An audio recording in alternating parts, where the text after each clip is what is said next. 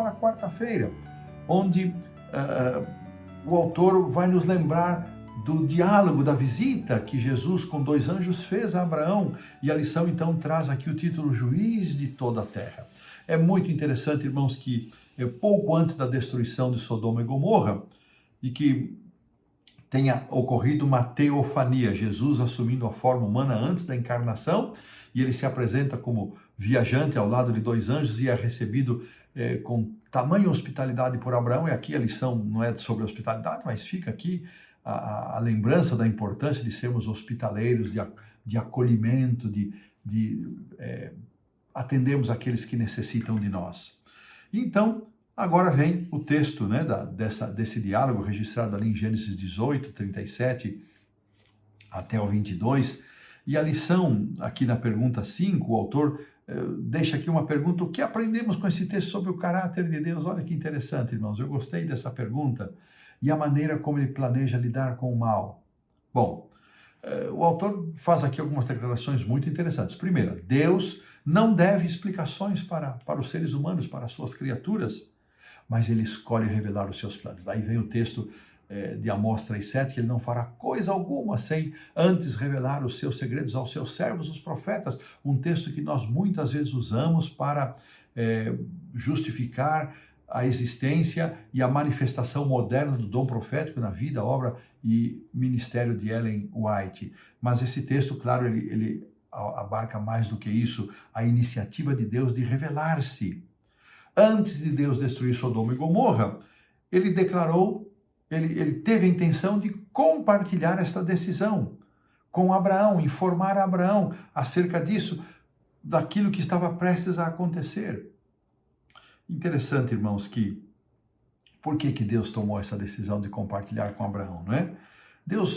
Jesus permaneceu ali com Abraão, enquanto os 2 anjos se adiantaram e já foram para Sodoma e Gomorra.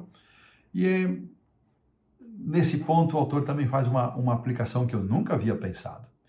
Ele diz que não dá para a gente não pensar nestes anjos, esses 2 que saíram ali da presença de Cristo e Abraão, e se adiantaram e foram a Sodoma e Gomorra para fazer o quê? Para chamar os justos, para chamar as pessoas para saírem da cidade. E ele aqui faz uma conexão com Apocalipse 14, 6 a 12, com Apocalipse 18, a simbologia dos anjos são os mensageiros, dando a última mensagem de advertência, anunciando, fazendo a luz brilhar sobre toda a humanidade para que possam sair de Babilônia e possam aceitar a mensagem. Que interessante essa aplicação. Mas, enquanto esta advertência final era proclamada, ali estava Jesus, conversando com Abraão sobre aquilo que estaria para acontecer. E ele voluntariamente e de forma pacienciosa, ele se sujeitou às perguntas de Abraão. E Abraão pergunta: Senhor, se tiverem 50 justos, depois 45, 40, 30, 20, 10.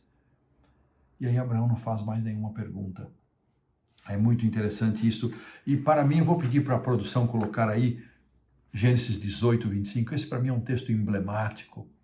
E diz assim, deixa eu aqui procurar a minha Bíblia, e eu gosto de ler na minha Bíblia, Gênesis 18, 25, então agora sim, produção, agora sim, por favor, pode colocar. Longe de ti, disse Abraão, o fazeres tal coisa, o matares o justo com o ímpio, como se o justo fosse igual ao ímpio, longe de ti. Veja, irmãos, Abraão faz uma declaração da sua convicção da justiça de Deus. E aí ele faz uma afirmação em forma de pergunta. Não faria justiça o juiz de toda a terra? Não faria justiça o juiz de toda a terra?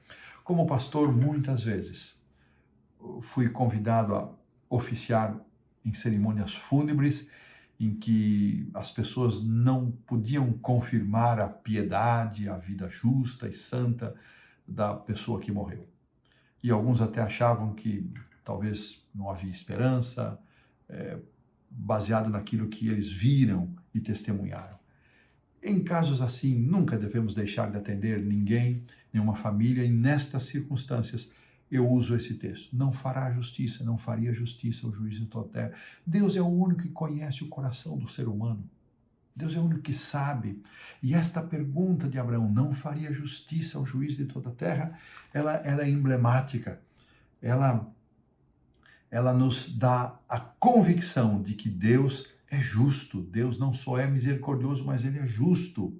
E aqui, meus queridos irmãos, Abraão, no diálogo com Cristo, ele não estava só falando de Sodoma e Gomorra, dos seus habitantes, mas ele estava também examinando o caráter de Deus e dando ao universo não caído uma oportunidade de entender o caráter misericordioso e justo de Deus.